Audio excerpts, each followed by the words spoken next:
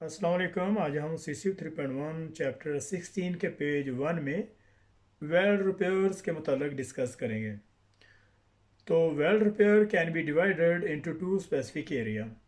तो weld repair को to area में इसको जो है वो डिवाइड किया जाता है। तो नंबर ए में प्रोडक्शन रिपेयर और बी में इन सर्विस रिपेयर।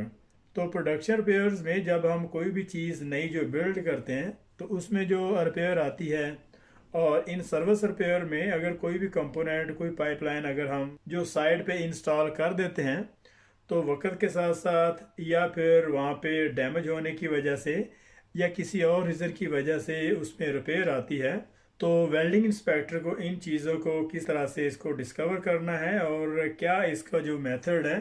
तो नंबर 1 में प्रोडक्शन रिपेयर पे हम बात करते हैं। The welding inspector or entity operator usually identify production repairs during the process of inspection or evaluation or report to the Code of Applied Standard. A typical defect in a weld heat affected zone is shown below. यहाँ तक इसको देखते हैं। एक welding inspector और entity जो operator है, आमतौर पर जो प्रोडक्शन रिपेयर है जब ड्यूरिंग प्रोसेस के दौरान आती है तो उसके लिए जो उसकी इंस्पेक्शन है और जो वैल्यूएशन है, जो एक्सेप्टेंस और रिजेक्शन क्राइटेरिया है जो कोड अप्लाइड स्टैंडर्ड का, तो उसके साथ उसको जो कंपेयर करते हैं और कंपेयर करने के बाद उसकी जो इंस्पेक्शन करने के फाइनली उसको जो है वो उसको फाइनली तौर पर उसको जो आइडेंटिफाई किया जाता है कि ये रिपेयर जो एक्सेप्ट या रिजेक्ट है। A typically defect in weld heat affected zone a shown blow. और आमतौर पर जो हीट अफेक्टेड जोन में जो डिफेक्ट आता है, जो रिपेयर डिफेक्ट आता है, और आमतौर पर जो हीट अफेक्टेड वेल्ड के हीट अफेक्टेड जोन के एरिया में जो डिफेक्ट आता है, ए वेल्डिंग इंस्पेक्टर और entity operator usually identify production repairs during the process of inspection or evaluation or report to the Code of Applied Standard. A typical defect in a weld heat affected zone is shown below. यहाँ तक इसको देखते हैं।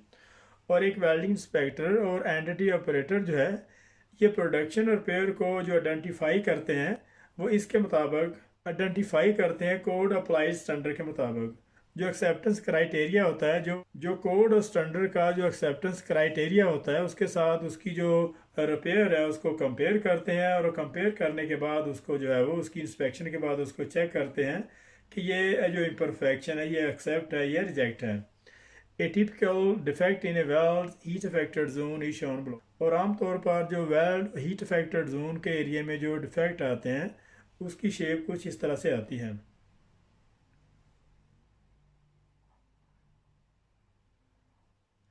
Before the repair can commence, a number of elements need to be fulfilled. तो repair को निकालने से पहले इसके जो नंबर ऑफ एलिमेंट हैं जिसको जो है वो चेक करने की ज़रूरत होती है, उनको जो है वो फुलफिल करने की ज़रूरत होती है। तो नंबर 1 में an analysis of the defect में need to be made by the QA department to discover the likely reason for the occurrence of the defect, material process और स्किल रिलेटेड। तो QC डिपार्टमेंट को जो defect का जो analysis है उसको जो चेक करने की ज़रूरत होती है कि उसमें ये भी हो सकता है कि मटेरियल में प्रॉब्लम हो या फिर प्रोसेस में या फिर वेल्डर की स्किल में। तो इन चीज़ों को चेक करना होता है। रिपेयर निकालने से पहले जो QC डिपार्टमेंट है उसको ये चीज़ चेक करनी होती है कि इसमें असल वजह क्या बनी है। तो उसको इस चीज़ का एनालिसिस करना होता है कि हो सकता है कि मटेरियल में प्रॉब्लम हो या वेल्डिंग प्रोसेस में या फिर जो है वेल्डर की स्किल में प्रॉब्लम हो। तो रिपेयर करने से पहले इसको जो है वो इस चीज़ का एनालिसिस करना होगा। तो नंबर 2 में a detail assessment need to be made to find out the extremity of the defect.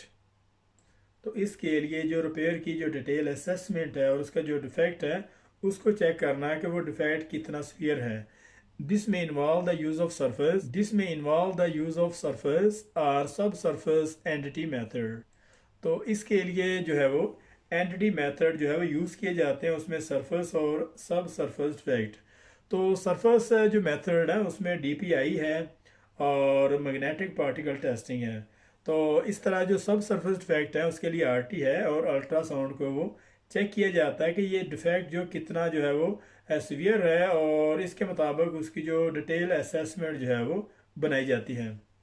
तो नंबर 3 में one establish the excavation site must be clearly identified and mark out. और जब रिपेयर फाइनलाइज हो जाती है तो उसके बाद जो एग्जैक्वेशन है उसको जो है वो रिपेयर करने के लिए मार्क आउट किया जाता है।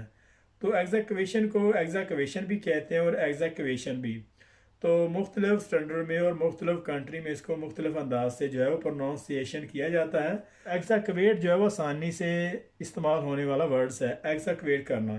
तो एग्जैक्वेट करने का मतलब ये है कि अगर कहीं से रिपेयर वगैरह है तो उसको वहाँ से रिमूव करना, मतलब उसकी खुदाई करना। वैसे तो खड्डा मारना मतलब अनमेजरेबल जो है वो उसको वहाँ से निकालना है, लेकिन एग्जैक्वेशन का मतलब ये बनता है कि वो मेजरेबल वैल्यू है, कहाँ से कितना वहाँ से जो है वेल्ड मेटल को वहाँ से निकालना है। तो नंबर 4 में an excavation procedure will need to be produce approved and executed. और इसके अलावा जो रिपेयर का जो प्रोसीजर है वहाँ से वेल्ड मेटल को किस तरीके से और किस तरह से वहाँ से एग्जैक्वेट करना है, वहाँ से कितनी उसकी खुदाई करनी है, तो इसके लिए जो अप्रूव्ड वेल्डिंग प्रोसीजर इसके लिए इस प्रोसेस को जो अप्रूव्ड करने की ज़रूरत होती है। और जब एक दफ़ा जब अप्रूव्ड हो जाता है तो उसी के मुताबिक उसको जो है वो फॉलो किया जाता है। मतलब एक रिपेयर निकालनी है तो उसके लिए सबसे पहले जो वेल्डिंग इंजीनियर है उसको जो अप्रूव्ड करेगा, रिपेयर प्रोसीजर को अप्रूव करेगा, और जो अप्रूव्ड प्रोसीजर एक दफ़ा हो जाता है तो फिर उसी के मुताबिक उसको जो है वो फॉलो किया जाता है। नंबर 5 में entity should be use to provide confirmation that the defect has been located. और इसके बाद जो एंटिटी जो मेथड है इस चीज़ को कंफर्म करता है, इस चीज़ को श्योर करता है कि जो डिफेक्ट है वो किस एरिया में जो है। और जो एंटिटी मेथड है, अगर वहाँ पे कोई भी जो एंटिटी मेथड वहाँ पे जो है वो अप्लाई किया है तो ये इस चीज़ को कंफर्म करता है, श्योर करता है कि जो रिपेयर है वो किस एरिया में मौजूद है। नंबर 6 में entity use to establish total removal of the defect. तो नंबर 6 में entity use to establish total removal of the defect. तो एंटिटी प्रोसेस को यूज़ किया जाता है कि ताकि वहाँ पे जितने भी जो डिफेक्ट हैं उसको मुकम्मल तौर पर वहाँ से जो रिमूव किया जा सके। नंबर 7 में a welding repair procedure will need to be drafted and approved. और जो वेल्डिंग रिपेयर प्रोसीजर है उनको प्रॉपर तरीके से उसका जो स्केच होना चाहिए और उसको जो है वो अप्रूव्ड होना चाहिए। नंबर 8 में welder approval to the approved repair procedure. Welder approval to the approved repair procedure. और जो वेल्डर जो अप्रूवर है उसकी जो सर्टिफिकेशन है वो अप्रूव्ड होनी चाहिए। Normal carry out during the repair procedure approval. और जो आमतौर पर ये जो उसका जो प्रोसीजरल अप्रूवल है ये आमतौर पर जब वेल्डर जो रिपेयर निकाल रहा होता है उसी वक्त जो है वो अप्रूव्ड हो जाती है। नंबर 8 में welder approval to the approved repair procedure. और इसके अलावा जो वेल्डर अप्रूवल है इसको चेक करना कि जो रिपेयर हम निकालने जा रहे हैं क्या उसके लिए उसकी जो क्वालिफिकेशन है। आमतौर पर जो इसकी जो अप्रूवल प्रोसीजरल है वो उसी दौरान जब वेल्डर रिपेयर को निकाल रहा होता है उसी वक्त उसको जो अप्रूव्ड कर लिया जाता है।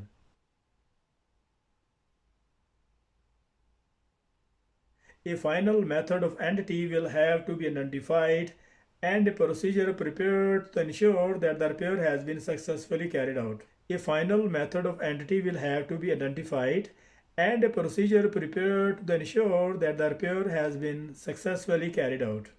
और फाइनली जब जो रिपेयर है वो जब निकल आती है तो उसके बाद जो एंटिटी मेथड वहाँ पे अप्लाई किया जाता है ताकि इस चीज़ को, और एंटिटी मेथड जो है अप्लाई किया जाता है ताकि वहाँ पे जो है इस चीज़ का श्योर हो सके कि जो रिपेयर है उसको सक्सेसफुली तौर पर जो है वो कैरिड आउट किया जा रहा है। नंबर 10 में any post repair procedure that need to be carried out, example heat treatment. और जब रिपेयर निकाल ली जाती है तो उसके बाद जो है वह हीट ट्रीटमेंट प्रोसेस जो है वहाँ पे किया जाता है, क्योंकि बहुत सारे मेटल उसमें बहुत सारे अलाई डिफरेंट काइंड के होते हैं। तो उसकी जो हीटिंग है और उसका जो इंटरपास टेम्परेचर है उसको मेंटेन रखने के लिए उसमें बहुत सारे जो रेसिजुअल स्ट्रेसेस आ सकती हैं। और उसका जो कार्बन है, जो क्रोम है, और मुख्तलिफ मटीरियल में मुख्तलिफ तरह के वहाँ पे एलिमेंट होते हैं। और अगर वहाँ पे उसको जो ऐसे मटेरियल को हीट ट्रीटमेंट नहीं करते तो वहाँ पे जो कुछ एरिया जो वहाँ पे जो एग्जैक्वेट किया होता है तो वो बहुत ज़्यादा ठंडा होने के चांसेस होते हैं। तो जल्दी ठंडा होने की वजह से वहाँ पे जो है वो क्रैक आने के चांसेस ज़्यादा होते हैं। तो इस वजह से उसको जो है वो, तो इस वजह से उस स्पेसिफिक एरिया को जो हीट ट्रीटमेंट जो है वो उसकी ज़रूरत होती है। तो यहाँ पे हमारा 16.1 जो वेल्ड रिपेयर का जो चैप्टर था यहाँ पे उसका जो पेज है यहाँ पे ख़त्म हो रहा है। तो मिलते हैं नेक्स्ट पेज में, तब तक के लिए अल्लाह हाफिज़।